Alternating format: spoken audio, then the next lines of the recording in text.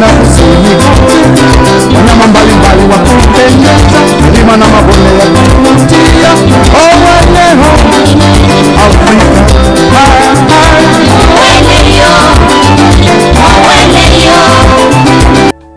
Welcome back. I'm your presenter Ayubumze. This is the second part of our visit to Tanzania. As I said, we have been able to see His Excellency the President of Tanzania, Jakaya Mrisho Kikwete, talking to his people, trying to say the steps that he has taken as a government, the economic, social, cultural, economic development that happened in the country. We have also been able to see Ole Naiko, who is the head of the Tanzania Investment Authority. He has told you the areas, priority areas. I think if you are an investor, whether you are a Tanzanian or you're in diaspora, whoever you are, the priority areas that they need people here in Tanzania to be able to come back and develop your country.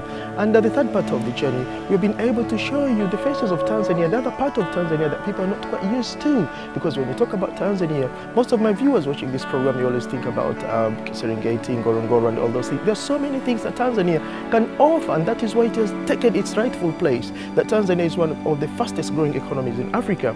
Now, on the fourth phase of this program is that we are here in Bagamoyo. As you know, Bagamoyo is a very, very important strategic point, a strategic town in Tanzanian history. This is the place where slaves were being shipped out to the West. My brothers and sisters watching this program now, you know that we have just finished the Black History Month in Britain.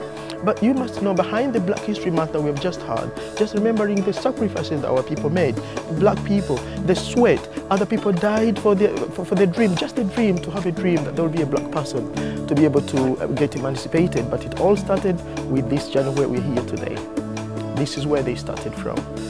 As I'm telling you right now, you have seen where the slaves were shipped to. Right on my right-hand side, as the cameraman will be able to pan out, that this is where they went.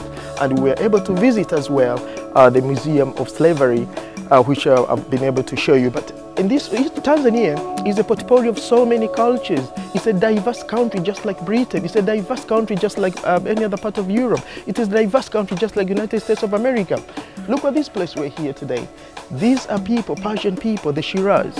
As you know, Persian people come from the Persian Peninsula, that is somewhere in Iran.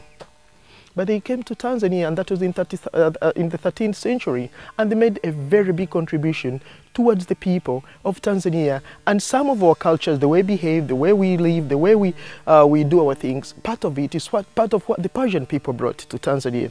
For example, look at these buildings here, these walls here. These walls, they are made of coral reefs, as I've been told by the curator here. You have seen his clip. They are made of coral reefs. This is not Tanzania traditional material of a building. This is something that has been imported into our culture, and we must be able to be proud of the contribution of these people.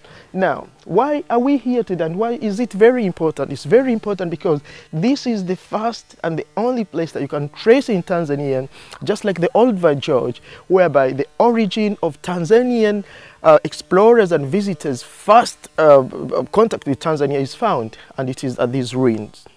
They are called Kaole Ruins. Kaole Ruins, if you're looking at your map now, or if you Google now, you'll see that Kaole Reefs, they are just in Bagamoyo. Bagamoyo is quite a few kilometers from Dar es Salaam town, so it took me, how many? About 30 minutes to drive here.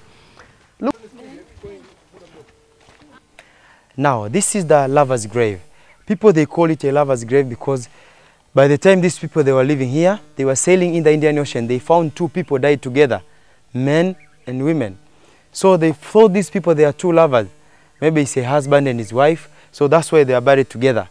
Now, today, most of the people, they call this grave a lover's grave. But now you find people, they have gone further. During the 14th of February, when I say 14th of February is during the Valentine Day, you find a lot of people surrounding this grave, praying here. So we're still working out what's the relationship between the Valentine and this grave. Other people, they think that maybe they will stay together until they die together like this one. That's why you find people came here and pray in this grave. This is another grave. This one is the Sharif Grave. When you say Sharif in the Islamic religion, these are the descendants of Prophet Mtume Muhammad. So she was a young lady and she was buried here. Now inside you find the Udi, Chetezo, the inside. People, they still sacrificing, praying here after washing with that water, looking for the good wishes. That's why you find a lot of people surrounding this grave, also praying here, looking for the good wishes.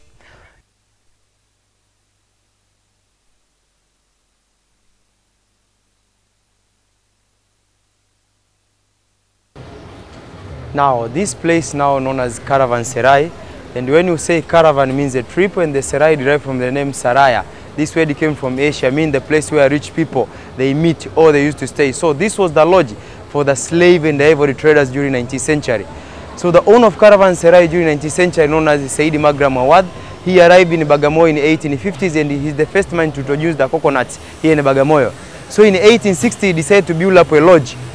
Then there are about 40 rooms around here used to accommodate traders. And around this Caravanserai is where slaves were assembled, waiting to be shipped to Zanzibar in the slave market. So because of the uses of Caravanserai, now this is the birthplace of the name Bagamoyo. That slaves were traveling from the interior, 1,000 miles, more than 2,000 miles, using 60 to a year. It's where they reach Bagamoyo through the central slave route. So those who managed to reach here, because we have a number of more than 10% of the slaves, they were dying on the way. This is also reported by Dr. Livingstone in his report of 1857, that more than 10% of the slaves, they were dying on the way because of the diseases, tiredness. Sometimes they were attacked the wild animals, others were killed by the traders. So those who managed to reach here, traders, they were like encouraging the slaves by telling them, Bagamoyo, lay down any burden of your heart. Oh, be quiet your heart, because from here, no one is going to die. They are going to use those traveling out of Africa. But also slaves, they're also telling each other, Bagamoyo. But to the slave, they mean different. They lose hope of living. Because even if you let them free from here, they won't remember where they came in from, and they don't know where they're going to be sold. Others will end up to cry, say, bye-bye Africa, and they'd never come back. So because of the failure of pronunciation, now the name changed from Bagamoyo to Bagamoyo. Others they call, come and rest your heart here. The place where slaves, they rest their heart here. They lose hope of living.